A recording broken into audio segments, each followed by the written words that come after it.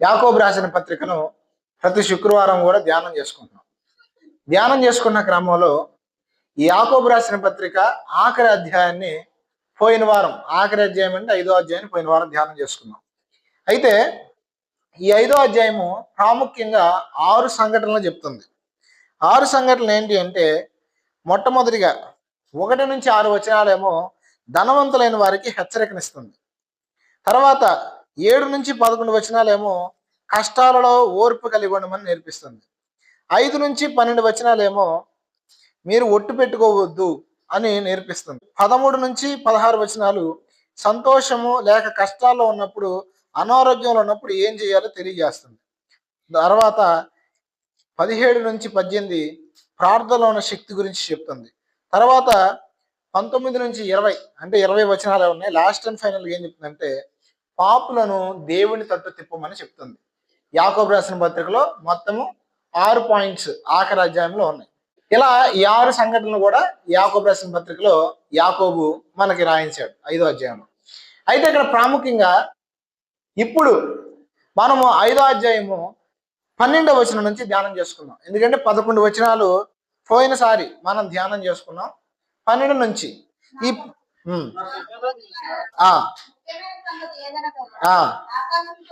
చూడండి, ఆకాశము తోడని గాని, భూమి తోడని గాని, మరి దేని తోడని గాని ఒట్టు పెట్టుకొనక మీరు తీర్పు పాలు కాకుండానట్లు అవునంటే అవును, కాదంటే కాదు అని ఉండవాలి. చూడండి, యాకోబు ఎందుకు ఈ యొక్క మాట చెప్తున్నాడంటే, సహజంగా ప్రతి మనిషిలో ఉన్న ఒక లక్షణం ఏంటంటే బొంకే లక్షణం ఉంది. ఏ లక్షణం ఉంది? మనకి ఈ బొంకడము లేదా ఒప్పుకోకపోవడము అనే కాన్సెప్ట్ రాగానే గుర్తొచ్చే ఒక వ్యక్తి పేరు చెప్పండి. బొంకింది ఎవరు?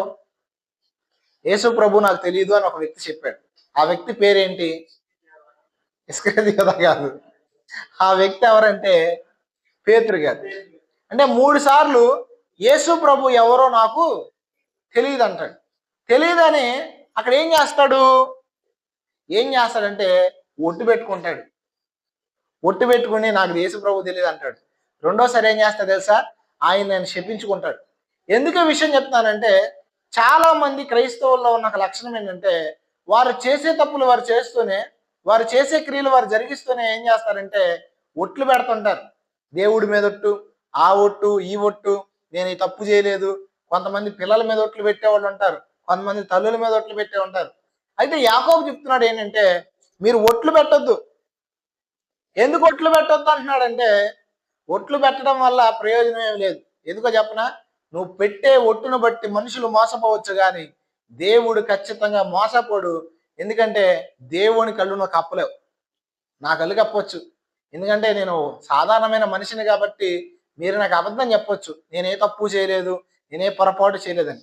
మనుషుల్లో ఎలా ఉంటుందంటే వారి స్వభావం పైకి కనపడినట్టు లోపల ఉండరు, లోపల ఉన్నట్టు పైకి ఉండరు. ఇది మనుషుల యొక్క స్వభావం. ఒకసారంట ఒక సినీ యాక్టర్ ఒక పాస్టర్ గారితో మాట్లాడుతుంట. పాస్టర్ గారు అన్నాడంట ఒక సినీ యాక్టర్తో, నీకు మంచిగా పైసలు ఉన్నాయి కదా, నీకు మంచి పేరు ఉంది కదా, మంచి అందం ఉంది కదా, నువ్వు ఎందుకు తాగి వ్యసనాలతో ఇలా జీవితాన్ని నాశనం చేసుకుంటున్నావు? నీకు మంచి కెరియర్ ఉంది కదా అంటే, ఆ యొక్క సినిమా యాక్టరు ఆ యొక్క పాస్టర్ గారితో చెప్పిందని ఏంటంటే, నాకు తెలిసింది నేను వేరు, నీకు తెలిసింది నేను వేరు, నాకు తెలిసింది నేను, నీకు తెలిస్తే నువ్వు నన్ను ప్రేమిస్తావా అని అడిగిందన్న పాస్టర్ గారిని. ఈ మాట అర్థం చేసుకోవడానికి కొంచెం కష్టంగా ఉండొచ్చు, కానీ అర్థం చేసుకోండి, ఎప్పుడైనా సరే మనకు తెలిసిన మనం వేరు, మన ఒరిజినల్ ఏంటి అనేది మనకే తెలుస్తుంది. కానీ ఎదుటి వ్యక్తుల దగ్గర ఉన్నప్పుడు, సమాజంలో ఉన్నప్పుడు, సంఘంలో ఉన్నప్పుడు మనం వేరు. సో ఇక్కడ యాకోబు చెప్తున్నాడు, నువ్వు ప్రజల ఎదుట మంచిగా నటించడానికి ఒట్లు పెట్టుకున్నా ఏది పెట్టుకున్నా సరే దేవుడు ఖచ్చితంగా నీ హృదయాంతరంగానే చూస్తున్నాడు. నువ్వు పైకి చెప్పే మాటలను బట్టి దేవుడు మోసపోడు. అందుకే ఇక్కడ ఏమంటున్నాడు చూడండి, ఒట్లు పెట్టుకోవద్దు, మీరు తీర్పు పాలు కాకుండానట్లు అవునంటే అవును, కాదంటే కాదు అని. అంటే ఖచ్చితంగా దేవుడు నువ్వు మాట్లాడే ప్రతి మాటను గురించి ఏం చేస్తాడంటే తీర్పులను తీసుకొస్తాడు. బైబిల్ గ్రంథంలో అందుకే స్పష్టమైన ఒక మాట ఉంది ఏంటంటే, ఆయన వ్యర్థముగా పలికే ప్రతి మాటను గురించి విమర్శ దినమున తీర్పులను తీసుకొస్తాడంట. అంటే నువ్వు వేస్ట్ గా మాట్లాడినా, ఒక వ్యక్తిని దూషించిన, ఒక వ్యక్తిని తక్కువ చేసి మాట్లాడినా ఖచ్చితంగా నువ్వు ఎక్కడికి వస్తావు? ఊరకనే అన్నానండి, ఊరకనే అన్నా, కావాలనన్నా దేవుడు ఖచ్చితంగా నువ్వనే మాటను చూస్తాడు. నువ్వనే మాటను చూసి ఏం చేస్తాడు తెలుసా? కొన్నిసార్లు ఎదుటి వ్యక్తికి ప్రతిఫలం ఇస్తాడు. ఇంకొక మాట చెప్పనా? మిమ్మల్ని ఎవరైనా అంటున్నారనుకోండి, మీరెప్పుడూ కూడా దూషించొద్దు, ప్రతి దూషణ చేయొద్దు. అందుకే పేతురు రాసిన పత్రికలో అంటాడు, మీరు ఆశీర్వాదమునకు వారసులవడానికి పిలువబడ్డారు కాబట్టి దోషణకు ప్రతి దోషణ అయినా, కీడుకు ప్రతి కీడు అయినా చేయక దీవించండి అంటాడు. ఎందుకు దోషణకు ప్రతి దోషణ చేయొద్దు, ఎందుకు కీడుకు ప్రతి కీడు చేయొద్దు అంటే, మీరు గుర్తుపెట్టుకోండి, మిమ్మల్ని కదిపిస్తున్న వాడు అనుకుంటున్నాడు మిమ్మల్ని కదిపిస్తున్నాడని. కానీ మీరు గుర్తుపెట్టుకోవాల్సిన విషయం ఏంటి తెలుసా? నిన్ను కదిపిస్తున్నవాడు నువ్వు కలిగి ఉన్న దేవుణ్ణి కదిపిస్తున్నాడు. అందుకే బైబిల్ గ్రంథంలో స్పష్టంగా ఆయన చెప్పిన మాట ఏంటి తెలుసా? నిన్ను ముట్టినవాడు నా కనుగుడ్డును ముట్టిన వాడితో సమానం అని చెప్పాడు. అంటే ఏంటో తెలుసా? నువ్వెప్పుడైతే యేసుక్రీస్తుని సొంత రక్షణ అంగీకరించావో ఆయన నీకు ప్రాకారముగా ఉన్నాడు. నిన్నెవడైనా తాకాలంటే ఫస్ట్ ఎవరిని తాకాలా? అది దెయ్యమైనా, చేతబడైనా, మాంత్రిక క్రియలైనా, ఒకవేళ శత్రువు పన్నాగమైనా సరే, ఏదైనా సరే నిన్ను ముట్టుకోవాలంటే మొట్టమొదటి నీ దేవుణ్ణి ముట్టుకోవాలి. కాబట్టి నువ్వు చేయాల్సిన పని ఏంటో తెలుసా? ఎవరిని ప్రతిదోషం చేయొద్దు. ఇంకొక పాయింట్ చెప్పనా? నువ్వు తీర్పు తీర్చొద్దు, నువ్వు పగ తీర్చుకోవద్దు. ఎందుకో తెలుసా? మీరు పగ తీర్చుకుంటే కదలాల్సిన వాడు కదలడు, మీరు స్పందిస్తే స్పందించాల్సిన వాడు స్పందించడం. ఎప్పుడైతే మీరు మౌనంగా ఉంటారో శత్రువు అనుకుంటాడు, నీకు వ్యతిరేకంగా లేచిన వాడు అనుకుంటాడు వీడేమీ చేయలేడని. కానీ గుర్తుపెట్టుకో, నువ్వు మౌనంగా ఉంటే చేతగాక నువ్వు మౌనంగా ఉన్నవని కాదని అర్థం. అసలైన వానికి కార్యములు జరిగించే దేవునికి నువ్వు ఖచ్చితంగా అప్పగించుకునే వ్యక్తిగా ఉంటావు. అప్పగించుకునే వ్యక్తిగా ఉన్నావు కాబట్టే నువ్వు మౌనంగా ఉన్నావు. ఆ విషయం నీకు తెలుసు, ఆడికి తెలియదు. పడుతుంది షార్ట్, అప్పుడు తెలుస్తుంది వీడి జోలికి వచ్చానే దేవుడు నన్ను ఇట్లా చేశాడని. ఎందుకు ఈ విషయాలని చెప్తున్నానంటే, మనుషులు ఉపేక్షించవచ్చు కొన్నిసార్లు, మనుషులుగా మనము వదిలేయచ్చు. కానీ గుర్తుపెట్టుకోండి, నీ దేవుడు నీ పక్షముగా కదులుతాడు. నీ వ్యతిరేకులు మాట్లాడిన మాటలను కూడా ఆయన వదిలిపెడతాడా? మనం అనుకుంటున్నాం చాలాసార్లు వదిలేస్తాడేమో, దేవుడు వీళ్ళ చూడలేదేమో అని. కానీ గుర్తుపెట్టుకో, దేవుడికి ఖచ్చితంగా ఒక నిర్ణయ కాలం ఉంది. నిర్ణయ కాలంలో ఖచ్చితంగా తాట తీస్తాడు అంతే. మీకు అర్థం కాడని చెప్పనా? ఐగుప్తు దేశంలో ఇశ్రాయేలు ప్రజలు ఇంచుమించుగా 400 సంవత్సరాలు పైచిలుకుగా బానిసత్వాన్ని అనుభవించినప్పుడు ఇశ్రాయేలు ప్రజలను దేవుడు విమోచించి ఏం చేశాడు తెలుసా?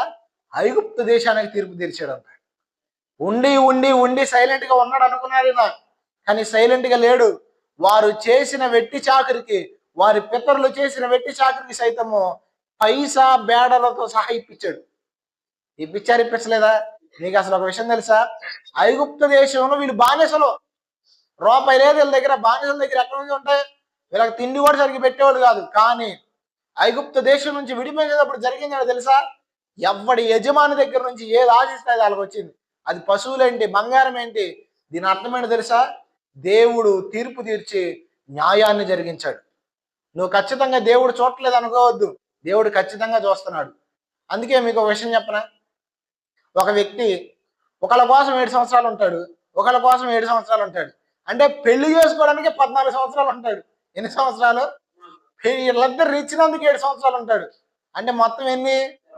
7 3 21. పెళ్లి కోసం 21 సంవత్సరాలు పనిచేశాడు. ఎవరా వ్యక్తి?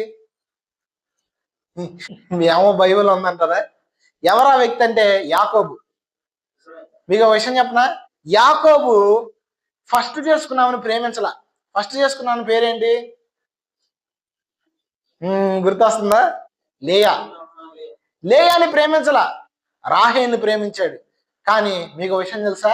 ఎప్పుడైతే లేయాని వీరు ప్రేమించలేదో, లేయాని తక్కువగా చూసి రాహేలుని అధికంగా చూశాడో జరిగిందని తెలుసా? లేయా గర్భము తెరవబడింది. అంటే దేవుడు ఒక వ్యక్తి మనల్ని తక్కువగా చూస్తున్నప్పుడు, ఒక వ్యక్తి మనల్ని దోషకరంగా మాట్లాడుతున్నప్పుడు మనం అనుకుంటాం స్పందించట్లేదని. కానీ గుర్తుపెట్టుకో, దేవుని ప్రతిస్పందన ఏంటో తెలుసా? నిన్ను పైకి తీసుకెళ్ళటం. శత్రువుతో ప్రతిసారి యుద్ధం చేయవసరంలా. శత్రువుని గెలవాలంటే ప్రతిసారి యుద్ధమే పని కాదు. కొన్నిసార్లు జీవితం అనే పయనంలో వాడికన్నా పైకి ఎదగటమే అసలైన గురి, అసలైన గెలుపు. అవునా కాదా? పక్షిరాజు తెలుసు కదా మీ అందరికి. పామును ఏం చేస్తుంది తెలుసా? పైకి తీసుకెళ్ళింది. త్రాసు పామును సైతం చంపగలిగిన కెపాసిటీ ఎవరికి ఉంది? పక్షిరాజుకు ఉంది. అది ఎక్కడికి తీసుకెళ్ళి తెలుసా? పైన బండ పైకి తీసుకెళ్ళింది. ఎందుకని అంటే అక్కడ సర్పం యొక్క శక్తి సామర్థ్యాలు తక్కువగా ఉంటాయి. దేవుడు కొన్నిసార్లు ఏం చేస్తాడంటే నీ చుట్టుపక్కల ఉన్న వ్యక్తులు నిన్ను కించపరుస్తున్నప్పుడు, కొన్నిసార్లు నేను అవమానపరుస్తున్నప్పుడు, వీడి చేతగానోడు, వీడు ఏమీ చేయలేడు, వీడి వల్ల కాదు అని మాట్లాడుతున్నప్పుడు సైలెంట్గా ఉన్నాడని నువ్వు అనుకుంటావు. కానీ గుర్తుపెట్టుకో, దేవుడు సైలెంట్గా లేడు. దేవుడు ఏం చేస్తున్నాడు తెలుసా? నిన్ను పైకి లేపడానికి వ్యూహాన్ని సిద్ధపరుస్తున్నాడు. నిన్ను పైకి లేపి ఆయన చేసే పని అంటే తెలుసా? వాడికి తీర్పు తీరుస్తాడు. పైకి లేపినప్పుడు ఎవడైతే నిన్ను చూసి వీడి పనికిరానోడు, ఎవడైతే వీడు నిన్ను చూసి వీడు వేస్ట్ అన్నాడో వాడే నీ కాళ్ళ దగ్గరకు వచ్చేదట్టు ఆయన చేయగలడు. ఎందుకో తెలుసా? ఆయన సకల లోకమును చేసిన సృష్టికర్త. నీ కొరకు నా కొరకు ప్రజలను, ప్రాంతాలను ప్రభావితం చేసి అవసరమైతే నీ స్థితిగతులను మారుస్తాడు ఆయన. అందుకే మంచి పాట ఉంది. ఏం పాట అది? బాగా ఫేమస్ అయింది కదా. ఏమైనా చేయగలవు, అన్నీ మారుస్తాడు ఆయన. ఎందుకంటే ఆయనకి సాధ్యం. కాబట్టి మనం గుర్తుపెట్టుకోవాల్సిన విషయం ఏంటంటే ఆయన మనల్ని చూస్తున్నాడు. ఓకేనా? ఆయన మనల్ని చూస్తున్నాడు, చూడలేదా? చూస్తున్నాడు. రెండవది చూడండి, ఇక్కడ 2 విషయాలు చెబుతున్నాడు. శ్రమ కలిగినప్పుడు ఏం చేయాలి, సంతోషంగా ఉన్నప్పుడు ఏం చేయాలి. ఇవి సాధారణమైన ఎల్కేజీ విశ్వాసం చేసే పని. ఏ పని? శ్రమ కలిగినప్పుడు ప్రార్థన చేయడం, తర్వాత సంతోషం వచ్చినప్పుడు కీర్తన పాడటం. ఇది ఎవరు చేసే పని? ఎల్కేజీ విశ్వాసులు. అంటే వాక్యం అనేది ఖచ్చితంగా మనం ధ్యానం చేసినప్పుడు లోతైన ప్రత్యక్షతను మనకు తెలుస్తుంది. కరెక్టే, ఈ వచనం నేను తప్పు పట్టట్లేదు, కానీ ఖచ్చితంగా స్టార్టింగ్ స్టేజ్లో ఉన్న వాళ్ళ అనుభవాలు ఇవన్నీ. కానీ పౌలు శీల వారి జీవితాన్ని చూడండి. వారు ఏ అన్యాయము చేయకపోయినా, వారి అక్రమాలు చేయకపోయినా పిచ్చ కొట్టుడు కొట్టి, మన భాషలో చెప్పాలంటే చెరసాల్లో పడేసి బొండలు బిగించి, బొండలంటే ఏంటి తెలుసా? కాళ్ళకేసి బిగిస్తారు అట్లే, అంటే ఇలా ఉంటాయి అన్నమాట. అవేసి బిగించి సంఖ్యలుగా కట్టేశారు. ఆ టైంలో వాళ్ళు ఏం చేయాలి? శ్రమ సంబంధించినప్పుడు ఏం చేయమన్నాడు వాక్యంలో? శ్రమ సంతోషం అది. వాళ్ళు ఏం చేస్తారు తెలుసా? క్రీస్తు విషయమై శ్రమ, క్రీస్తు విషయమై నింద గొప్ప భాగ్యమని నుంచి సంతోషంతో గాన ప్రతిగానాలు చేశారు. ఆ గాన ప్రతిగానాలతో దేవుడు ఏం చేస్తాడు తెలుసా? అక్కడ దిగొచ్చాడు బలముగా దూతలతో. అప్పుడు జరిగింది ఏంటంటే ఆ బంధకాలు తెగిపోయినాయి. ఎందుకు ఈ విషయం చెప్తున్నానంటే ప్రతి విశ్వాసి జీవితము శోధనలోకి ప్రవేశించకుండా ఉండాలని దేవుడు కోరుకుంటున్నాడు. మీరు కీడు అనుభవించకుండా ఉండాలని దేవుడు కోరుకుంటున్నాడు. చాలా మందికి ఉండే డౌట్ ఏంటంటే నాకు ఈ కీడు వచ్చింది, నాకు ఈ శోధన వచ్చింది అని దేవుడికి ముందే తెలుసు కదా. దేవుడు నన్ను ఒకవేళ హెచ్చరించవచ్చు కదా, దేవుడు ఒకవేళ తప్పించవచ్చు కదా, నాకు ఈ కీడు జరగకుండా దేవుడు ఆపొచ్చు కదా అనుకుంటారు. కానీ గుర్తుపెట్టుకోండి, దేవుడు ఎప్పుడో వాక్యంలో నువ్వు కీడును అనుభవించకుండా ఉండాలి అంటే ఏం చేయాలో రాసేశాడు. నువ్వే దాన్ని అనుసరించట్లా, నువ్వే దాన్ని పాటించట్లా. దేవుడు స్పష్టంగా ఏం చెప్పాడంటే మీరు శోధనలో ప్రవేశించకుండా ఉండాలి అంటే మీరేం చేయమన్నాడు? మెలకువగలిగి. పేతురు రాసిన పత్రికలో ఏముంది తెలుసా? ఇదిగో అపవాది గర్జించు సింహం వలె ఎవరిని మింగుదునా అని తిరుగుతున్నాడంట. ఎవరిని మింగుతాడు? ఎందుకంటే ఎవరిని పడతాడు మింగలేడాడు. ఎందుకంటే యేసునందు విశ్వాసం ఉంచిన ప్రతి ఒక్కరు, ఎవరైతే ప్రార్థనా పరులుగా ఉంటారో వారి ప్రతి ఒక్కరికి వాని మీద అధికారం ఉంది. మనకి యేసయ్య స్పష్టంగా అధికారం ఇచ్చాడు మనకి. అపవాది మీద ఇచ్చాడా లేదా? దేవునికి లోబడి ఉండండి, అపవాదిని ఎదిరించండి, అప్పుడు వాడు మీ వద్ద నుంచి. అంటే ఎందుకు కొన్నిసార్లు సైతాన్ ద్వారా కావచ్చు, పరిస్థితుల ద్వారా కావచ్చు, ప్రజల ద్వారా కావచ్చు శోధనలో పడిపోతామంటే ప్రాముఖ్యంగా మనకు లేనిది ఏంటంటే ప్రార్థన జీవితం. మీరు మెలకోకుండా ఏం చేయమన్నాడు? ప్రార్థన చేయమన్నాడు. ప్రార్థన చేస్తే ఏం రాదు? శోధన రాదు. శోధన వచ్చిన తర్వాత కూడా ఏం చేయాలి? ఇది ఎలా ఉంటుందంటే చెబుతానండి. నీకు రోగం రాకూడదంటే ఏం చేయాలంటే మంచి ఆహారం తినాలా. రోగం వచ్చిన తర్వాత ఏం చేయాలంటే మంచి ఆహారం తినాలా. అంతేనా కదా? ఇంతకు అసలు రోగం ఎందుకు వచ్చిందంటే ఆహారం సరిగ్గా తినక, మన భాషలో చెప్పాలంటే. అవునా? అలాగే వాక్యం కూడా ఏం చెబుతుందంటే నీకు శోధన ఎందుకు వస్తుందంటే ప్రార్థన లేక, శోధన తప్పించుకోవాలంటే ఏం చేయాలంటే ప్రార్థన చేయాలి. అంటే ప్రతిదానికి లింక్ ఎక్కడ పెట్టాడు దేవుడు? ప్రార్థన. ఎందుకో చెప్పనా? కొన్నిసార్లు నువ్వు ప్రార్థనా జీవితాన్ని కలిగి ఉన్నప్పుడు ముందుగా జరగవేవి నీకు చూపిస్తుంటాడు దేవుడు. అలా చూపించినప్పుడు నువ్వేం చేస్తావు తెలుసా? వాటి నుంచి తప్పించుకుంటావు. మరి మీకు అనుభవం ఉందో లేదో నాకు తెలియదు, కానీ ఎన్నోసార్లు దేవుడు జరగబోయే కీడుని, నష్టాన్ని చూపిస్తుంటాడు. అలాంటప్పుడు ఏం చేస్తాం తెలుసా? మనం స్టాప్ అవుతాం. స్టాప్ అయినప్పుడు ఏమైంది? మీకు అర్థం కావడం ఒక విషయం చెప్తాను. ఇప్పుడు భక్తులకి కొంచెం బాగా స్మార్ట్ ఫోన్ పిచ్చి ఎక్కువ. అప్పటి భక్తులకేమో దేవుడి పిచ్చి ఎక్కువ. అప్పుడు భక్తులు ఎప్పుడు కదిపినా ప్రార్థనలో ఉండేవాడు. ఇప్పుడు భక్తులు ఎప్పుడు కదిపినా ఆన్లైన్లోనే ఉంటారు. అది ఇప్పుడు భక్తులకి అప్పుడు భక్తులకు ఉన్న తేడా అనమాట. ఒక ఆయన ముసలాయన ప్రార్థనా పరుడు మంచిగా. అర్ధరాత్రి పూట అప్పట్లో వాహన సదుపాయాలు ఉండేవి కాదు సరిగ్గా. నేను చెప్పేది ఎప్పుడంటే దాదాపు 30 ఏళ్ల క్రితం సంగతి చెబుతున్నా. వాహన సదుపాయాలు లేకపోతే ఈ లారీలు, ఈ ట్రాక్టర్లు ఇవి ఉండేవి కొద్దిగా. ఎక్కడికైనా వెళ్తున్నప్పుడు లిఫ్ట్ ఇచ్చేవాడు. లిఫ్ట్ ఇచ్చినప్పుడు ఒక ఆయన అడవిలో గుండా వెళ్తున్నాడంట లారీలో అడవిలో గుండా వెళ్తుంటే దేవుడు మాట్లాడుతున్నాడంట సడన్ గా, నువ్వు వదిలేసి దిగు అన్నాడంట. అంటే లారీ వదిలేసి దిగు కిందకి అన్నాడంట. ఎప్పుడైతే లారీ వదిలేసి కిందకి దిగమన్నాడో అప్పుడు ఈ వ్యక్తి మరలా ప్రార్థన చేస్తున్నాడంట. అప్పుడు దేవుడు స్పష్టంగా మాట్లాడుతున్నాడంట, మరలా వదిలేసి వెళ్ళు అని. ఎందుకు చెప్తున్నానండి ఈ విషయం? దేవుడు అలా మాట్లాడుతున్నప్పుడు ఈయన అన్నాడంట లారీ డ్రైవర్ని ఆపి, అయ్యా నన్ను దింపేసి నేను దిగిపోతానంటే, పిచ్చోళ్ళలాగుండా ఇదంతా అడివి, ఇక్కడ ఏమి దొరకవు, చచ్చిపోతావు, ఎన్ని జంతువులు తిరుగుతూ ఉంటాయి, అదిగాక అర్ధరాత్రి పూట అంటే ఏం పర్లేదు, నా దేవుడు నన్ను దిగిపోమన్నాడని చెప్పేసి దిగిపోయాడంట. దిగిపోయిన తర్వాత వేరే వాహనం మీద వస్తే దాన్ని ఎక్కి ముందుకు వెళ్తున్నప్పుడు ఏ లారీ అయితే ఈయన దిగాడో ఆ లారీ ముందు యాక్సిడెంట్ అయి ఉందంట. ఇప్పుడు మీకు డౌట్ రావచ్చు, దేవుడే ఒకవేళ దిగిపోమని చెప్పకుండా ఇది ప్రమాదానికి గురవుతుంది పక్కన ఆపుకోండి లేదా ఏదైనా చెప్పొచ్చు అంటే చెప్పిన వాడు ఎనరు. కొంతమందికి ముందు ఎంత హెచ్చరించినా సరే జరిగినప్పుడు చూద్దాంలే అంటారు. ఎగ్జాంపుల్ ఎవరంటే బైబిల్లో నెబుకద్నెజరు. అయ్యా నువ్వు ఇట్లా జరిగిద్ది, నీ జీవితంలో కీడు దేవుడు చూపించాడు కదా, నువ్వు పాపం మానుకో, నీ జీవితాన్ని మార్చుకో, నీ జీవితాన్ని మార్చుకుని నువ్వు సరిగ్గా ఉంటే నీ క్షేమము నిలిచి ఉండిద్ది, నీకు ఎన్నడూ మరలా కీడు కలగదని దేవుడు దానియేలు ద్వారా చెప్తే కనీసం పట్టించుకోవాల. అందుకే దేవుడు చాలాసార్లు చెప్పడం. కానీ నువ్వు ప్రార్థనా పరురాలుగా ఉంటే, కానీ నువ్వు దేవునితో అనుసంధానం కలిగిన వ్యక్తిగా ఉంటే దేవుడు ఏం చేస్తాడు తెలుసా? ముందు హెచ్చరిస్తాడు. అది కొన్నిసార్లు దైవజనుల ద్వారా హెచ్చరిస్తాడు, కొన్నిసార్లు నీకే ప్రత్యేకంగా చెప్తాడు, అలా రకరకాలుగా చెప్తాడు. కానీ నువ్వు ప్రార్థనా జీవితాన్ని కలిగి లేకపోతే, ఆయనతో సహవాసాన్ని కలిగి లేకపోతే ముందు వచ్చేది ఏంటో వెనకాల వచ్చేది నీకు తెలియదు. కాబట్టే నువ్వు శోధనలోకి వెళ్తున్నావు, కాబట్టే నువ్వు కీడును అనిపిస్తున్నావు. ఒక వ్యక్తి కీడును అనిపిస్తున్నాడన్నా, శోధించబడుతున్నాడన్నా దేవుడు దానికి ఎంత మాత్రం బాధ్యుడు కాదు. మీరు అనిపిస్తున్న దానికి మీరే బాధ్యులు, దేవుణ్ణి మాత్రం అనకూడదు. ఇది క్లారిటీ. తర్వాత సంతోషం ఉంటే ఏంటంట, కీర్తనలో క్రైస్తవుడు ఎప్పుడు కీర్తన పాడుతూ ఉండాలి. కీర్తన పాడితే ఏం జరుగుతుందో చెప్పిన, దేవుని యొక్క అభిషేకం దిగి వస్తుంటుంది. దావీదు మంచి భక్తి పెరగడానికి కారణం ఏంటో తెలుసా?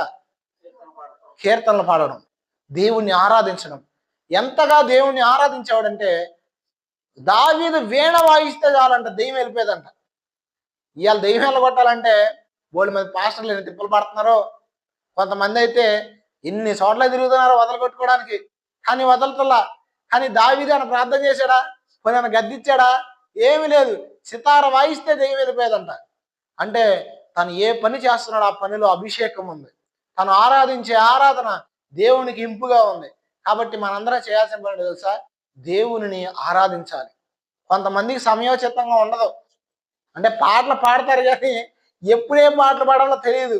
కొంతమందికి ట్యూన్లు నచ్చి పాటలు పాడతారు, కొంతమందికి అందరూ బాగుందంటున్నారు కాబట్టి పాటలు పాడతారు. ఒక ఆవిడ ఉండేది మా ఊర్లో, చర్చిలో ఆరాధనలో కళ్యాణం కమనీయము ఈ సమయం అతిమదిలో అని పాట పాడింది. నేను అన్నాను మా అమ్మగారు పాడకూడదు ఈ పాట అంటే, దేవుడిది కదా అంది. అట్లా కాదు, సమయోచితంగా పాడాలంటే చాలే ఊరుకోవా చెప్పేది, నీకేం తెలుసు, నువ్వు పిల్లయ్యాలి వందనని. అంటే అప్పుడు నా వయసు 15 సంవత్సరాలు.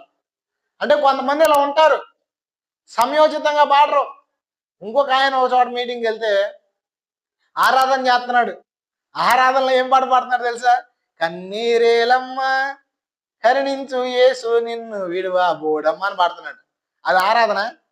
ఆరాధన అనే దానికి అర్థం ఏంటంటే ఆరాధన దేవుని మహింపరచడం, ఆరాధన దేవుణ్ణి ఆహ్వానించడం, ఇది ఆరాధన. అంతేగాని ఓదార్పుకి ఆరాధనకి తేడా తెలియకుండా మనం ఉండకూడదు. ఎందుకు చెప్తున్నానంటే మనము పాటలు పాడే విధానాన్ని కూడా ఎప్పుడు పాడాలి, ఎలా పాడాలి అనేది కూడా నేర్చుకోవాలి. తర్వాత చూడండి, మనం రోగగ్రస్తులైనప్పుడు ఏం చేయాలి అనేది చెప్తున్నాడు 14వ వచనం. మీలో ఎవడైనా రోగి ఉన్నాడా, అతడు ఎవరిని పిలవాలంట? ఇప్పుడు మన సంఘ పెద్దలు ఎవరు? సుజన్న, రాజశ్రీ, రజనమ్మ, తర్వాత హరిషి, వీళ్ళ సంఘ పెద్దలు. సంఘ పెద్ద అంటే కొంతమంది పెట్టుకునే సంఘ పెద్దలు కాదు. సంఘ పెద్ద అంటే బైబిల్ క్రమం ప్రకారం ఏంటంటే సేవకులే. అంటే ఏంటంటే అప్పట్లో ఆత్మపూర్ణులైన కొందరిని, ఎవరిని, మారు మనసు లేని వాళ్ళని, తాగుబోతు వాళ్ళని, సిగరెట్లు బీడీలు కాల్చే వాళ్ళని ఇలాగా సంఘ పెద్దలుగా పెట్టేది. ఆ అభిషక్తులని ఆఖరికి ఆది సంఘం ఎలాంటిదంటే అన్నం ఇచ్చే దగ్గర కూడా మంచి పేరు, మంచి సాక్ష్యము, ఆత్మ చేత నింపబడిన వ్యక్తుల్ని ఏర్పరచుకున్నారు. ఇవాళ కాదు సంఘాల్లో. పైసలుంటే సంఘ పెద్ద వాళ్ళే, డబ్బులుంటే వాళ్ళే పెద్దలు. ఈ పెద్దలు బైబిల్లో లేరు. ఈ పెద్దలు ఎవరంటే దైవాత్మ చేత నింపబడి నడిపించబడుతున్నవారు. ఆ అన్నం వడ్డించే వ్యక్తుల్లో ఒక వ్యక్తి ఎవరంటే స్టెఫను. మీకు స్టెఫను గురించి బలంగా రాయబడి ఉంటుంది. అతడు అగపరిచిన జ్ఞానమునకు, అతన్ని ప్రేరేపించిన ఆత్మకు ఎవడ నిలబడలేపాడంట. అంత జ్ఞానాత్మతో నిండిపోయిన వ్యక్తి ఎవరంటే స్టెఫను. అంటే చూడండి, ఒక అన్నం వడ్డించే వ్యక్తి అంత బలంగా ఉన్నాడు. మరి సంఘ పెద్దలు ఇంకెంత బలంగా ఉంటారు? అంత బలమైన వ్యక్తులు సంఘ పెద్దలు అంటే. ఆ సంఘ పెద్దను పిలిపించాలి. వారు ప్రభువు నామమున అతనికి నూనె రాచి అతని కొరకు ఏం చేయాలంట? చూడండి, ఇప్పుడు ఒక వ్యక్తి అనారోగ్యంగా ఉంటే ఫస్ట్ మనం అందరం ఆ వ్యక్తి కోసం ప్రార్థన చేయాలి. రెండోది చూడండి 15,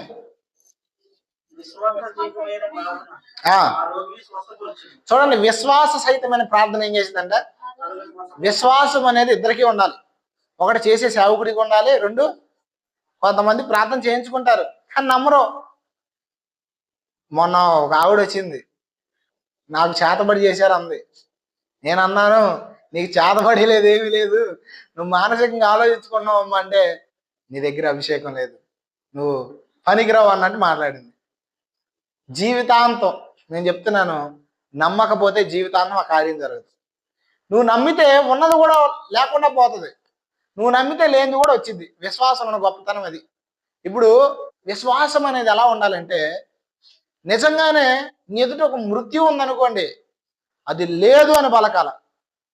ఎప్పుడు కీడు మాటలో, నెగిటివ్ మాటలు పలుక్కోకూడదు. మన గురించి మనం, నేను చచ్చినా బాగుండి, నేను చచ్చిపోతాను, నేను అట్టబోతా, ఈ మాటలు మన నోటెంటే రాకూడదు. మన నోటెంటే రావాల్సిన మాటలు తెలుసా?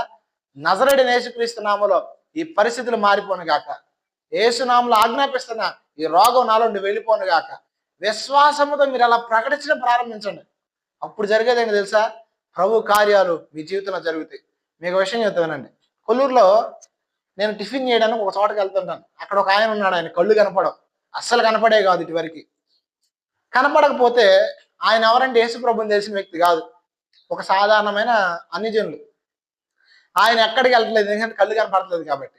నన్ను పిలిచి, అయ్యా ప్రార్థన చేయను ఆయన, నాకు యేసు ప్రభు అంటే నమ్మకం ఉంది, నేను నమ్ముతాను, నన్ను బాగు చేస్తాడని అన్నాను. అప్పుడు సరే మీ కళ్ళు మూసుకొని నేను ప్రార్థన చేస్తానని నా 2 చేతులు కళ్ళ మీద పెట్టి ప్రార్థన చేశాను. ఆశ్చర్యమైన విషయం ఏంటంటే 50% కళ్ళు ఓపెన్ అయినాయి ఆయనకి. ఎంత? ఇటువరకు చూడలేడు కానీ ఇప్పుడు చూడగలుగుతున్నాడు లైట్గా. ఇటువరకు అసలు ఎవరున్నారు ఎదుటనే తెలిసేది కాదు, కానీ ఇప్పుడు ఎవరున్నారు ఎదుటనే తెలుస్తుంది. అయితే ఆయనకి నేను ఒకే ఒక పదం నేర్పించా. ఆ పదం ఏంటి తెలుసా? యేసు నామములో నా కళ్ళు తెరవబడిన గాక అని. ఆయన అసలు నాకు భలే ఆ సంతోషం అనిపించింది ఏంటి తెలుసా? జస్ట్ నేను అక్కడ నిలబడ్డాను, నేను నిలబడినప్పుడే 10 సార్లు చెప్పేశాను నేను, యేసు నామములో నా కళ్ళు తెరవబడిన గాక, యేసు నామములో నా కళ్ళు తెరవబడిన గాక అని. అంటే ఒక అన్యజనుడికి ఎంత విశ్వాసమో చూడండి. ఈరోజు మనకి శ్రమను గురించి ఆలోచన, శ్రమను గురించే పలుకోవడం, శ్రమను గురించే చింతించడం. ఇందుకే నీ జీవితం మారట్లా. నీ విశ్వాసము నీ జీవితంలో కార్యాన్ని జరిగించాలంటే నీ వాక్కు ప్రాముఖ్యమైనది. దేవుడు ఎండిపోయిన ఎముకలు కలిగిన ప్రాంతంలోనికి ఎవరిని తీసుకెళ్ళాడు? యెహెజ్కేలు అనే ప్రవక్తను తీసుకెళ్ళాడు. ప్రవక్తను తీసుకెళ్ళి జీవాత్మ వచ్చినట్లు నువ్వేం చేయమన్నాడు? ఎందుకు ప్రవచించాలి దైవజనుడు?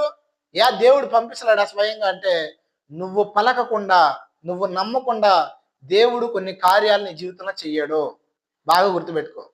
నువ్వు ఎంతకాలం అయితే నమ్మకుండా ఉంటావో, నువ్వెంతకాలం అయితే ఈ పరిస్థితులు మారవో, ఈ బ్రతుకు బాగుపడదో, ఇవన్నీ తగ్గవో, చెయ్యవని నువ్వు అనుకుంటావో, అంతకాలం నీ పరిస్థితులు మారవు. ఎప్పుడైతే యేసుక్రీస్తు నామాన్ని ఉపయోగించి నీ జీవితంలో ప్రవచించడం ప్రారంభిస్తావో, ప్రకటించడం ప్రారంభిస్తావో, అప్పుడు జరిగేదని తెలుసా?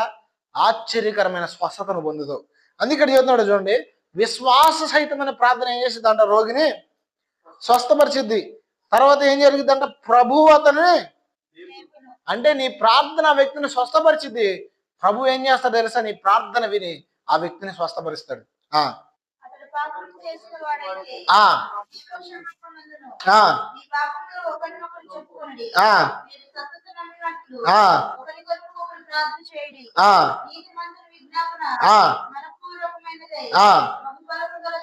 చాలు.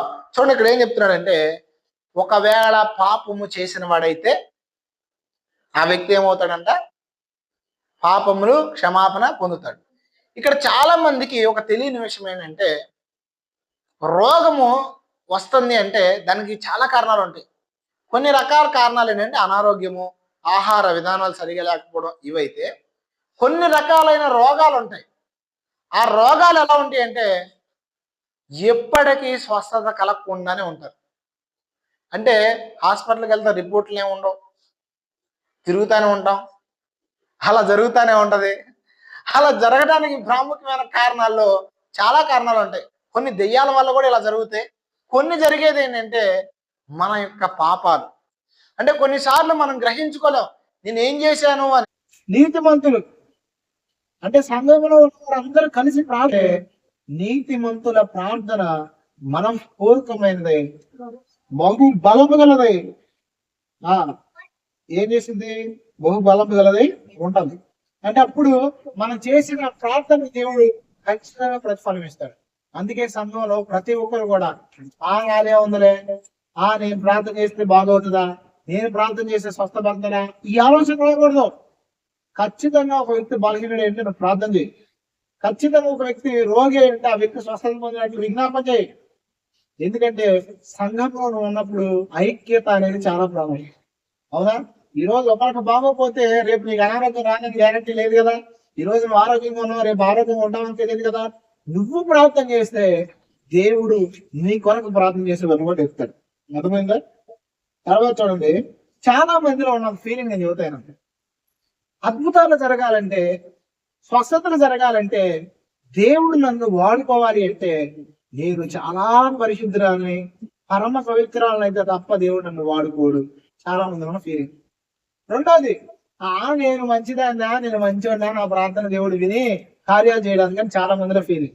కానీ గుర్తుపెట్టుకోండి, మీ నీతిని బట్టి, మీ పరిశుద్ధతను బట్టి దేవుడు ఎన్నడూ ఎప్పుడు కార్యాలు జరిగించడం. నీ నీతిని బట్టి, నీ భక్తిని బట్టి దేవుడి కార్యాలు చేయాలనుకుంటే దేవుడి దృష్టిలో నీ నీతి అంతా మురికి గుడ్డతో సమానం. అట్టని ఎట్టబడితే అట్ట జీవించమని నేను చెప్పట్లా. నేనేం చెప్తున్నానంటే, నువ్వు ఎప్పుడైనా ప్రార్థన చేసేటప్పుడు నీ నీతిని చూడొద్దు. నువ్వు ఎప్పుడైనా ఇతరులకు ప్రార్థన చేసేటప్పుడు నీ పరిశుద్ధతను చూడొద్దు. మరి నువ్వు చూడాల్సింది ఏమో తెలుసా? ఆ శక్తితో దేవుడు శక్తివంతుడు, ఆయన స్వస్థపరుస్తాడు అనే ఆలోచనతో చూడు. అందుకే ఇక్కడ చూడండి, ఏలియా గురించి మంచి ఉదాహరణ చెప్తాడు మనకు తోపాలుడు. ఏలియా మనవంటి స్వభావం గల మనుషుడే. ఏలియా ఎవరంట? మనవంటి స్వభావం గల మనుషుడు. పైనుంచి దిగొచ్చారా కొన్ని దోత, కొన్ని స్పెషల్ గా ఆయన 4 చేతులు 5 కాళ్ళు ఏమన్నాయా? మనలాంటి ఇక్కడ చూడండి, మనలాంటి మనిషి అంటే వేరుగా ఉండేదేమో, కానీ స్పష్టంగా పరిశుద్ధాత్మ దేవుడు ఏం రాయిస్తున్నాడంటే మన వంటి స్వభావం. మీకు విషయం చెప్పనా, కొన్ని వందల మంది ఎదుట ఒక్కడే నిలబడ్డాడు, భయపడ్డాడు. అప్పుడు డైలాగ్ కూడా వేసాడు, ఏంటమ్మా ఇంకా రాలేదా మీ వాడు, దారిలో ఉన్నాడేమో, టాయిలెట్కి వెళ్ళాడేమో, కొన్ని నిద్రపోతున్నాడేమో, బాగా ట్రై చేయండి అమ్మా, ట్రై చేయండి అన్నాడు. చూడండి ఏది అట్లా మాట్లాడేవాడు ఎన్ని వందల మందితో. ఒక్కడే నిలబడినప్పుడు ఏమైంది తెలుసా? ఆకాశం నుంచి అగ్ని కురిసింది, కొన్ని వందల మందిని చంపి పడేశాడు. అసత్యం వైపు చెప్తున్న ప్రజలు. ఇంతటి గొప్ప ఏలియా ఒక స్త్రీ నేను చంపేస్తాను ఇప్పుడు ఈ లోపంటే పారిపోయాడు. దేవుడే నన్ను చంపేమని అడిగాడు. అరే దేవుడి శక్తి సామర్థ్యం తెలుసా తెలీదా? ఏలియాకి తెలుసా తెలీదా? చూసాడా చూడలేదా? చూశాడు. దేవుడి కార్యాలు అనిపించాడు. ఎంత గొప్ప ప్రవక్త, చచ్చిపోయిన ప్రార్థన చేస్తే లేచాడు. అంతటి గొప్ప ప్రవక్త ఒక్క స్త్రీ మాటకి ఏం చేసి భయపడ్డాడు. ఈరోజు మనం కూడా చాలా సార్లు ప్రార్థనా పరులమే, దేవుడి కొరకు బ్రతికే వాళ్ళమే, కానీ చిన్న చిన్నవి ఏం చేస్తుంది తెలుసా? మన భయపడతాయి. చిన్న చిన్నవి ఏం చేస్తుంది తెలుసా? దేవుడి నుంచి మనం దూరం చేస్తాయి. ఎందుకంటే మన స్వభావం ఎప్పుడు బలహీనంగా ఉంటుంది. ఎన్ని కార్యాలు చూసినా ఇంకా విశ్వాసం పెట్టదు. ఎంత మందిని చూసినా నా జీవితంలో జరిగింది, నా జీవితంలో జరిగిద్దా? ఎందుకంటే ఇది స్వభావం.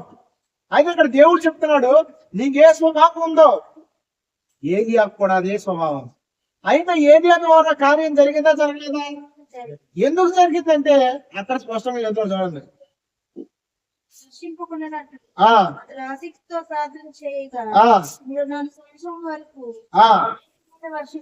చూడండి ఆయన ఏం చేశాడు తెలుసా? ఆసక్తితో చేశాడు ప్రార్థన. దేనిగా? మనం ఎలా చేసేవాళ్ళే ప్రభా. ఒక పక్కన పని అయిపోతున్నారు, పనికి ఏమైపోతా ఉంటారు, ఒక పక్కన ఇంట్లో పనులు చేసుకోవాలా, పిల్లల టిఫిన్లు వేయాలా, తండ్రి ఆమె నాయన స్తోత్రం అయ్యా రాత్రి అంతా కాపాడు అని అయిపోతుంది మన ప్రార్థన.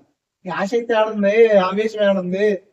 వాక్యం చెప్తుంది, ఆసక్తి విషయమై మాంద్యులు కాక ఆత్మ విషయమై తీవ్రతగా ఉన్నానంటాడు. అంటే నువ్వు చేసే ప్రార్థన ఎలా చేయాలి? కొంతమంది చల్లారిపోతారు ప్రార్థనలో. ప్రార్థన చేస్తారు కదా, చేస్తారు తెలుసా? నాయన తండ్రి బాబు చెయ్యి ఇది చేస్తారు. కానీ నువ్వు మండుతున్న వ్యక్తి అయితే నీలో నుండి ఏమొచ్చింది తెలుసా? ఇప్పుడు మీకు అర్థం కాదు చెప్తున్నా. నీకు దెబ్బ తగిలింది, బాధగా ఉంది, కానీ అరవరు. గట్టిగా తగిలింది దెబ్బ, ఏం చేస్తారు? మరుపు వచ్చిద్దా రాదా? అంటే నీలో తీవ్రత అనేది ఎక్కువైతే ఆటోమేటిక్ ఏమవుతుంది? నీలో తీవ్రత లేదు, ఆసక్తి లేదు కాబట్టి ప్రార్థన రావట్లా, అగ్ని బయటికి రావట్లా. అయితే నువ్వు చేయాల్సిన తెలుసా? పరిశుద్ధాత్మ దేవుడి సహాయం అడగాలి. ఏమడగాలి? ఆత్మ విషయమై తీవ్రత కలిగి ఉండమని చెప్పావు కదా, ఆసక్తిగా ప్రార్థన చేయమన్నావు కదా, అది నా వల్ల కావట్లా, నాకు ఆసక్తిని అనుగ్రహించు. అప్పుడు పరిశుద్ధాత్ముడు చేసిన పని తెలుసా? కోల్పోయిన ఆసక్తిని మరలా నీకు గుర్తిస్తాడు. ఖచ్చితంగా దావీదులో పాపము చేసిన తర్వాత దేవుడి మీద నుంచి మనసు తొలగిపోయింది. దావీదుకి దేవుడి నుంచి దూరం అయిపోయాడు, సమ్మతి గల మనసు లేదు. దావీదు అడిగినప్పుడు దేవుడు ఏం చేస్తాడు తెలుసా? మరలా దావీదుని తిరిగి అనుగ్రహించాడు. ఈ రోజు నువ్వు అడిగితే దేవుడు ఏం చేస్తాడు తెలుసా? మరలా తిరిగి నీకు ఏం చేస్తాడు? ఖచ్చితంగా ఇస్తాడు. చూడండి, ఆసక్తితో ప్రార్థన చేయగా వర్షం పడలేదంట. తర్వాత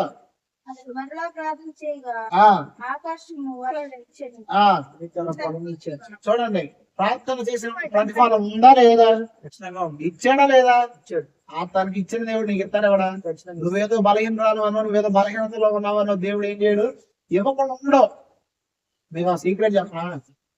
ఎప్పుడైనా సరే పదే పదే మీ బలహీనతలు మీ జ్ఞాపకం వస్తుంటే దెయ్యం చేసే పని అది, దేవుడు చేయడు.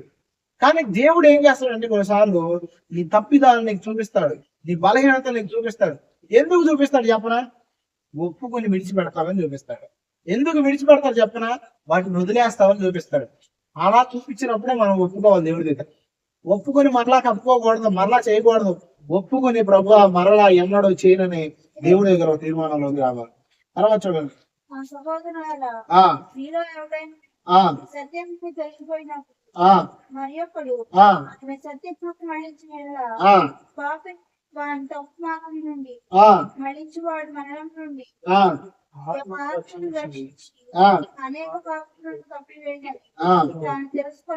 చాలు.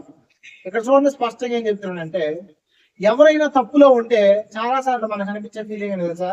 మనకెందుకు? మీకు విషయం చెప్పనా? సత్యము నిమిత్తం మనం పోరాడాలి. ఏ నిమిత్తం? సత్యమని మొత్తపప్పుల్లా ఉండకూడదు. వాక్యాన్ని తెలుసుకున్న మనం ఏం చేయాలి? సత్యం కొరకు నిలబడాలి. ఈరోజు సోషల్ మీడియాలో కానీ, ఈరోజు సమాజంలో కానీ అసత్యం సత్యం అని ప్రకటించబడుతుంది. అసత్యము గంతులేస్తుంది సత్యం మీద గెలుస్తున్నానని. అలాంటప్పుడు చేయాల్సిన పని ఏంటి తెలుసా? సత్యాన్ని ప్రకటించే వారు లాభపడాల. సత్యాన్ని ప్రకటించే నువ్వు నోరు మూసుకుని కూర్చోకూడదు. అసలు ఈ రోజు ఎంత దారుణం! మన కళ్ళ ముందే ఇన్ని దారుణాలు జరుగుతున్నా, మన కళ్ళ ముందే ప్రజలు నశించిపోతున్నా, నోరు మూసుకుని కూర్చున్నావు. అర్థమే తెలుసా? నువ్వు ఇంకా సత్య సంబంధం కాల. సత్య సంబంధిని అనుకుంటున్నావు. గుర్తుపెట్టుకో, ఒక వ్యక్తి అజ్ఞానంలో నడుస్తున్నప్పుడు, వాక్యానికి వ్యతిరేకమైనది చేస్తున్నప్పుడు, వాక్యాన్ని లోబడకుండా అసత్యమైన వాటి వైపు పరిగెడుతున్నప్పుడు నువ్వు చెప్పని వ్యక్తిగా ఉన్నావంటే నీలో ఇంకా దేవుని ప్రేమ రాలా. రెండోది ఏంటి తెలుసా? నువ్వు అసలు నిజంగా దేవుని తెలుసుకోవాలా. ఈరోజు చాలా మంది వాక్యానికి వ్యతిరేకమైన పనులు చేస్తున్నాం. నేను ఎందుకు చెబుతాను తెలుసా? వాళ్ళు చేస్తూ నాకు ఇది నష్టం వచ్చిందని కాదు. ఈరోజు బైబిల్ గ్రంథం మన చేతిలోకి వచ్చిందంటే సత్యవాక్యాన్ని మనము ఇంత క్లీన్ గా చక్కగా చదువుకోగలుగుతారంట. దానికి కారణం ఏంటి తెలుసా? కొన్ని వందల మంది ప్రాణత్యాగాల కారణం. ఆదిలోని అపవాదం ఏం చేశాడు తెలుసా? కొంతమందిని బేస్ చేసుకుని సత్యవాక్యాన్ని బయటికి రానివ్వకుండా కొంతమంది పోప్స్ ఉంటారు కదా, పోప్స్ తెలుసా మీకు? వాళ్ళని బేస్ చేసుకుని ఏం చేసి తెలుసా? వాడు సత్యవాక్యాన్ని బయటికి రానివ్వాల. వాక్యము బయటికి రాకపోతే జరిగింది ఏంటో తెలుసా? అనేక మందిని మోసం చేశారు. ఎలా మోసం చేశారు తెలుసా? మీరు పాప క్షమాపణ పొందాలి అంటే ఏం చేయాలి తెలుసా? మా దగ్గర ఈ పత్రికలు తీసుకెళ్లాలా అని ప్రజల్ని మోసం చేసి వారి దగ్గర డబ్బులు సంపాదించుకుని వాక్యాన్ని చెప్పకుండా వాక్యము కన్నా మేము గొప్పవారమని ప్రజలను మోసగించారు. అలా మోసగిస్తున్న క్రమంలో ఒక వ్యక్తి బయటకు వచ్చాడు. ఒక వ్యక్తి వాక్యాన్ని చదివాడు. ఆ వాక్యాన్ని చదివిన వ్యక్తి ఎవరో తెలుసా? మార్టిన్ లూథర్ గారు. ఎప్పుడైతే వాక్యాన్ని చదివాడో పోపులకు ఇది వ్యతిరేకంగా నిలబడ్డాడు. పోపులు చేసిన పని తప్పు, ఇది వాక్యానికి వ్యతిరేకం, ప్రజలు రక్షణ పొందలేదు, పొందరు కూడా అని చెప్పేసి వాక్య ప్రకారం నిలబడి దేవుని కొరకు సత్యాన్ని స్థాపించిన వ్యక్తి మార్టిన్ లూథర్. ఎందుకు నేను ఈ విషయం చెప్తానంటే, నువ్వు ఖచ్చితంగా వాక్యానికి వ్యతిరేకమైన క్రియ జరిగినప్పుడు ఖండించాలా. ఖండించకపోతే నీవు చూస్తున్న ప్రజలు ఒకరోజు నరకానికి ఉండడానికి పోతారు. నేను ఎప్పుడు మనుషులను ద్వేషించను, మనుషులను దూషించను, మనుషులను విమర్శించను. కానీ ఖచ్చితంగా మనుషుల యొక్క బోధన మనం పరిశీలన చేయాలి. ఎందుకో తెలుసా? ఈరోజు ఆత్మలేని బోధనలు ఎక్కువైపోయినాయి. పరిశుద్ధాత్ముడు లేడు.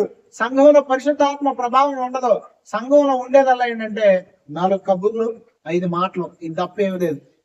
అయితే నేను ఎందుకు ఈ విషయాలు చెప్తానంటే, నువ్వు అనుకున్నావు నేను మందిరానికి వచ్చాను, సత్యాన్ని అనుసరిస్తున్నాను చాలే అని. కానీ గుర్తుపెట్టుకో, అసత్యాన్ని అనుసరిస్తున్న వ్యక్తికి కనుక నువ్వు సత్యాన్ని బోధించకపోతే నువ్వు కూడా పాప చేసిన వాడితో సమానం. అదే చదువుతుంది వాక్యం. మీకు 2 వచనాలు చూపిస్తా. నిర్గమకాండం, లేవియకాండం 19వ అధ్యాయం 17వ వచనం. 19వ అధ్యాయం 17వ వచనం. లేవియకాండం 19:17. నీ హృదయంలో నీ సహోదరుని మీద పగబట్టకూడదు. నీ పొరుగువాని పాపము నీ మీదకి రాకుండానట్లు. ఎవరి పాపం ఎవరి మీదకి రాకుండా? నీ పొరుగువాని పాపము అంటే నీ పక్కనోడి పాపం నీ మీదకి రాకుండా. అంటే నువ్వే పాపం చేయకపోయినా పక్కనోడి పాపం నీ మీద వచ్చింది. నీవు తప్పక వాడిని గద్దింపవాలి. నువ్వేం చేయాలంట? వాడిని గద్దించాలి. నాకు ఎందుకు లేకపోతే అనుకుంటే వాడు చేసే పాపంలో నువ్వు కూడా పాల్పొస్తున్నావు. ఇంకో వచనం చూపిస్తుంది చూడండి. యాకోబు రాసిన పత్రిక 4:17 వచ్చింది. 4:17. యాకోబు రాసిన పత్రిక 4:17.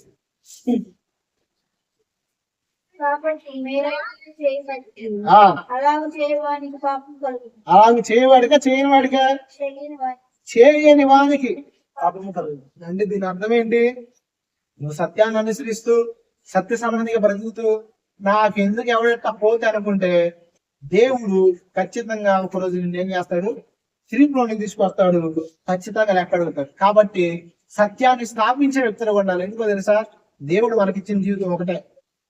ఒక్కసారి కనుక ఒక వ్యక్తి పరలోకం నుంచి తప్పిపోతే, ఒక్కసారి కనుక వెళ్తే నరకానికి ఉండడానికి వెళ్తే మరలా తిరిగి ఎన్నడూ ఎప్పుడు రాదు.